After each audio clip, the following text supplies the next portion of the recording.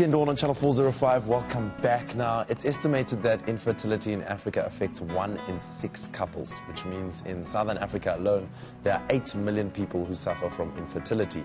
But it's a subject that still remains taboo in many communities, with stigmas surrounding this subject. Yeah, so we've seen married couple, Pastor Jerry and Karabo Zwane, have had 4 miscarriages, 1 ectopic pregnancy, tried artificial insemination twice, which did not succeed, and they are still trying. So it was this journey that inspired the Hannah You Are Not Alone initiative, which helps couples rise above the trauma of infertility. A very good morning to Jerry and Karabo. Guys, thank you so much for joining us on Weekend Dawn. Good morning. Thank you for having us. Good morning to the listeners. Awesome. Let's take a look at your journey, your rather personal journey that you've obviously now come out and been vocal about. How would you describe the experience that you've experienced to date with regards to infertility and perhaps trying to conceive? I think as a couple, we never envisioned having problems with infertility. You can imagine when you're a couple and you love each other, you have a vision of having a family, and we had no knowledge about what infertility is or the struggles that we were about to get into. So it was a very difficult journey for us. I can imagine. So yeah, it was a shock. Nobody planned for it. Yeah. We were actually surprised. When we got married, we thought we'll spend some time knowing each other, forming a unit before introducing babies. So there was that period where we were ignorant, and still until we started trying. And then once we started trying on year 5 of our marriage, that's when we realized that things were not happening. So to summarize, it was a lonely journey. We feel isolated, you feel confused, and then you still have got a bit of hope, maybe tomorrow, maybe next month, maybe next year. And it must have been a very expensive exercise trying other methods of trying to fall pregnant, Karabo. I can imagine IVF and all of the above. But do you think that a lot of people out there who are experiencing similar experiences, do you think that there's still hope for them out there? There is a lot of hope out there. The most important thing is knowledge, knowledge, knowledge. If you know what your diagnosis is, your fertility specialist can be able to help you with treatment options that are there to help you, conceive and have a child. I just want to look at the impact that this perhaps has on your relationship as a couple, your marriage at large. I mean, there must have been a lot of emotions that you had to overcome, not together, but probably innate as well. Guilt, I'm sure, must be top on the list there. How did you manage to heal and work together, come out stronger as you continue to perhaps find solutions to what you ultimately want?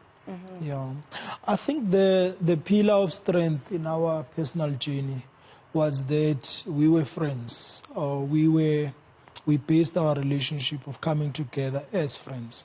So it wasn't really performance driven. How big is your paycheck? How many children can you give me? So that anchor was really the pillar of our strength.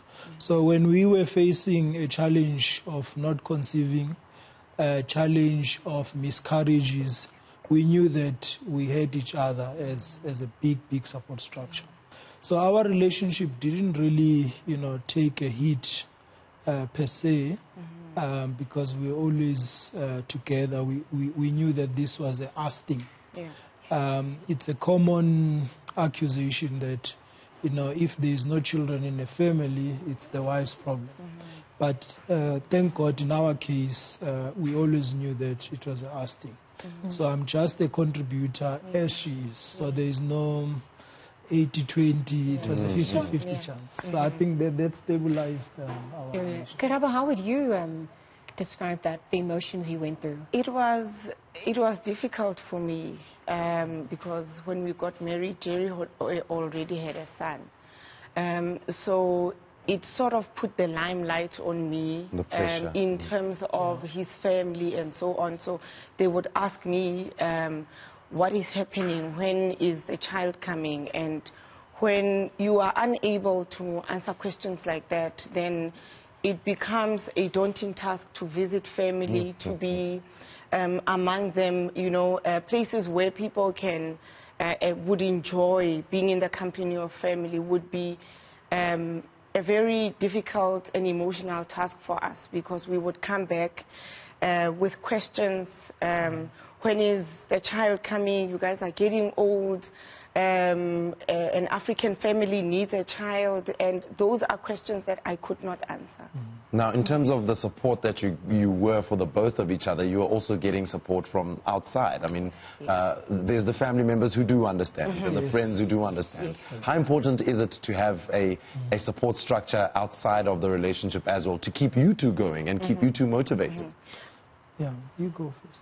I must confess, support is everything when couples are struggling with infertility. And we've had friends that would pray for us and pray with us, you know, even in our presence. And we would have people that we could talk to, you know, when things were not going well. You could pick up the phone and say, you know, today I'm not feeling okay.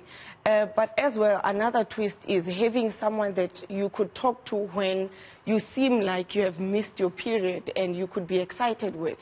And when it's not a positive pregnancy test, then they can also be there as a form of support.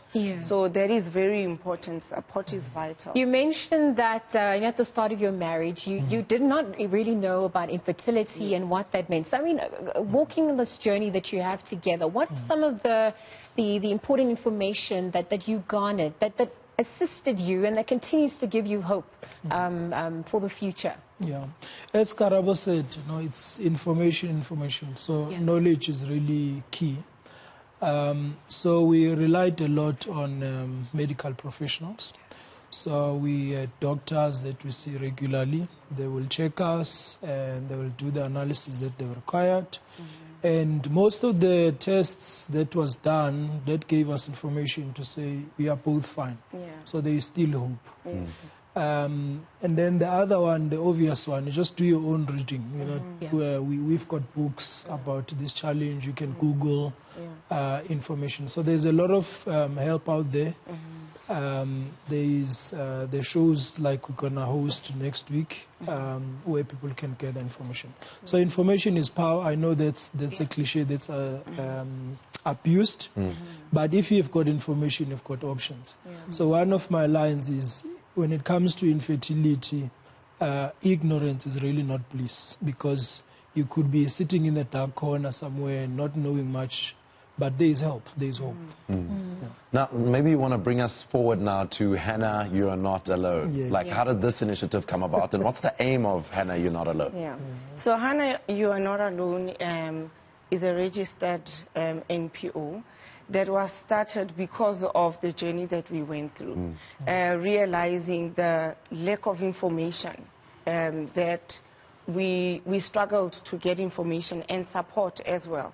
When you looked outside through social media, and you could see that this is still a taboo and people are still afraid, you know, to talk about infertility. So Hannah, You Are Not Alone was founded 2 years ago, and the aim is to bring support to couples, emotional support, spiritual support as well, because when we believe that when you are emotionally and spiritually fit to receive any news, you are able to tackle any challenge that will come. So that is how Hannah, You Are Not Alone was founded. Okay.